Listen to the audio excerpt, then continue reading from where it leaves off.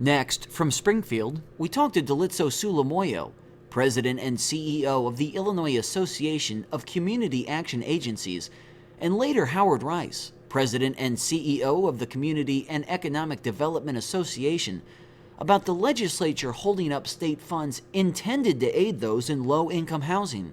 Later in the day of these interviews, the House did vote to free up the funds. The Senate is yet to vote on the issue. This runs about 15 minutes.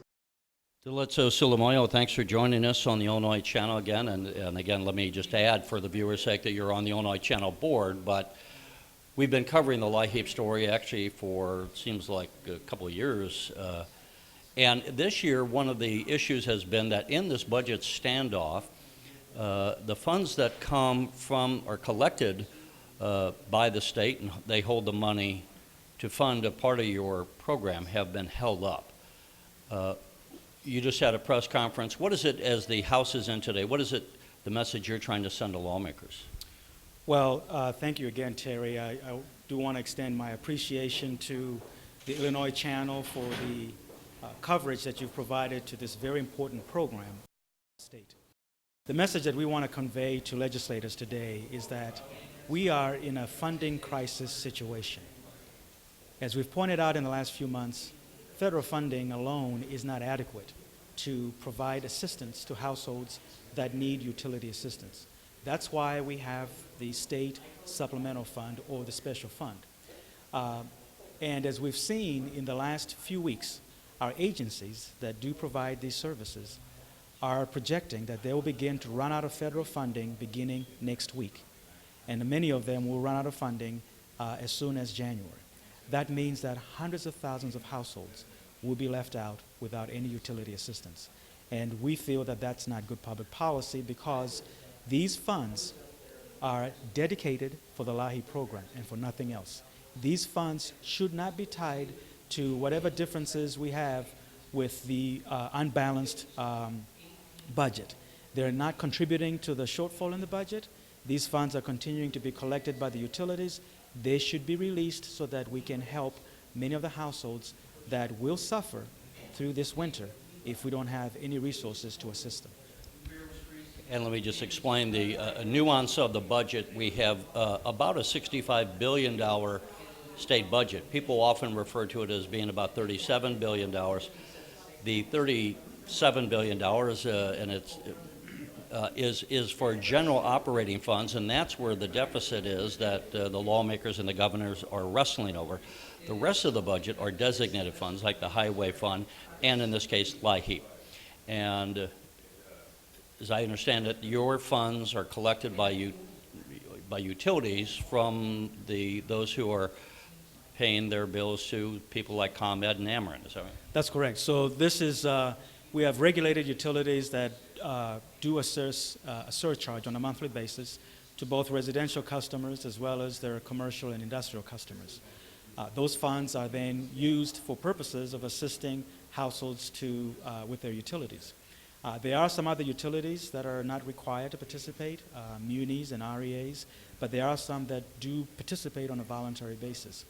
But the funds that are collected go back to those communities or the service area of that utility to assist the low-income households of those communities so that they can afford their utilities.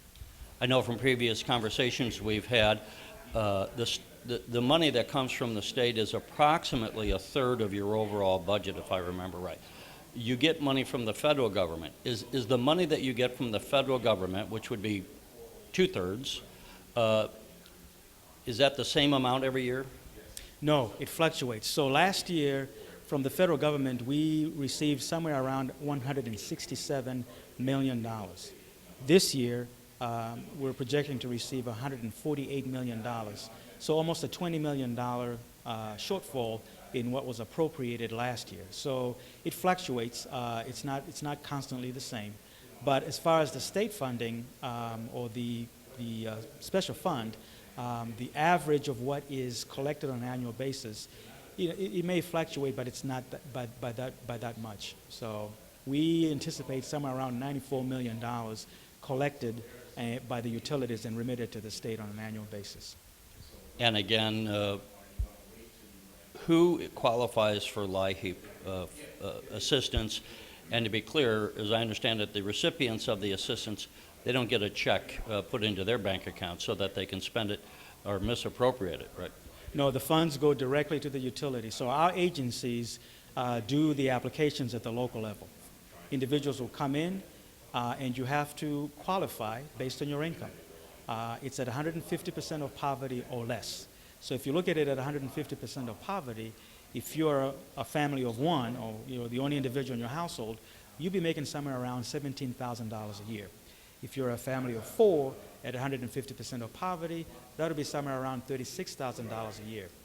So once you qualify, then the payment is made directly to the utility, not to the household, but to the utility on behalf of the household.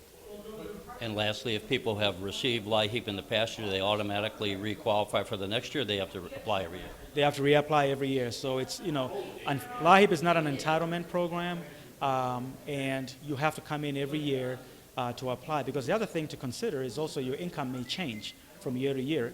Hopefully it changes for the better. And if it changes for the better, you may not qualify, for the program in the following year. But you have to come in every year to reapply. And as we stand here, the House is meeting this on Wednesday, December 2nd. The Senate is not meeting, but you have a bill that you're hoping will pass the House. And when the Senate comes back in, if it passes that, about how fast could you get this money? I believe the state funds are in the area of $40 million or so. How fast could you, are you told, could you get those funds? We don't know what the process would be with the Comptroller's office, but my hope is as soon as something gets passed and agreed upon and those funds are authorized for spending, and the state, I think, will have to make the allocations to our agencies. There's a formula that they use, so not every agency gets the same amount. It's all based on poverty, population, and other factors. But once all that is figured out, our agencies are ready to receive those funds and continue to provide services, hopefully uninterrupted with the federal funding, running out. But I just want to underscore this for the viewers. It's an easy point to miss. The money we're talking about, the $40 million, does not have to be appropriated by the legislature out of general revenues. It's really already sitting in the account. It's been collected on an ongoing basis, month by month, from these utilities. So the money is actually sitting there, right? That's right. And I think, as I've pointed out before, I'm not an expert on the budget, but, we may not have a handle of the other funds that go into the general revenue fund or whatever other resources that go into the general revenue fund. We have a handle of what goes on into the LIHEAP special fund. All you have to do is go to the Comptroller's website and you can see on a monthly basis what the utilities are sending into the state. We know exactly what's coming in. It's not a projection. We know exactly what's coming in, and those funds have been coming in since July of this year. I guess an easy way of saying it is if your taxes are being escrowed for your home, they're going into a special fund. That really doesn't impact the operation of your home, and whether you're going to pay money to have your lawn done that year or not, or whatever else, right? That's correct. That's correct. Yeah, it should have no impact on the operating budget of our state at all. It never has, and it shouldn't, because those funds are not factored in to the operation of our state budget. Those funds are dedicated funds for the LIHEAP program. All right, well, thank you for joining us. Thank you. Thank you so much. Harold Rice with CETA. You are the largest community action agency in the state, operating in the Chicagoland area. We wanted to talk to you about the LIHEAP program and the impact that you see that could have on people that you service. Give it from your perspective, what is the impact if the state does not release those funds that are designated to go to the LIHEAP program? We will have a number of things taking place, especially going into a winter. The winters in Chicago are very harsh, and I don't expect it to be less harsh this particular winter. And so what you're going to wind up is having, unfortunately, some hypothermia, people freezing during the wintertime. You will probably have individuals, you're in a survival mode, so they will probably use other means of trying to keep their place heated, propane or whatever. Thus, there may be situations, health situations and or deaths due to carbon monoxide or fires. And so you will probably see an increase in those particular areas, along with the general increase in individuals who are not getting those services and become desperate to find a way to stay warm during the wintertime. Approximately how many people are in the LIHEAP program in your service area? We service about 100,000 households, so you figure an average household is about 3 individuals, 2 to 3 individuals. So about approximately 300,000. Do you operate the LIHEAP program entirely from the combination of federal funds and the state funds that are designated, or do you have another source of income as well? Now, those are the only two funds that we have, the federal pass-through funds through the state, as well as the state-mandated LIHEAP funds from the utility companies. And you talked about the hypothermia and people maybe suffering from maladies, whether it be trying to heat their home through candles or something that might put carbon monoxide out. Have you witnessed any of these kind of tragedies over your years of running CETA? Well, I don't know if we've actually noted those particular situations other than what's reported in the news. And usually those situations will occur out of desperation. And so, you know, if they have the funds to heat their home, the chances are that they're not going to use candles or propane heaters. If they don't have those means of keeping their homes heated with being able to pay their utility bills, then of course they're going to find any means necessary to stay warm. Lastly, you're trying to get the lawmakers to pass a bill to release these funds since they are not part of the general fund and will not impact the deficit one way or the other. They're being collected specifically to fund LIHEAP. Have you heard, what is the opposition to having these funds released? I'm a little confused as to why these funds have been held back. Well, you know, quite honestly, I think it's a matter of education, and again, not to get into the political fray of why they do what they do, because, you know, we don't get that involved on that level. But I think it's a large part of education and understanding as to what these funds were designated for.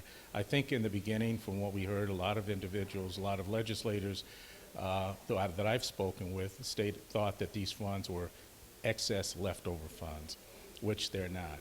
And so I think it's a matter of education and understanding that these are mandated funds. None of these funds can be used to fill that budget gap.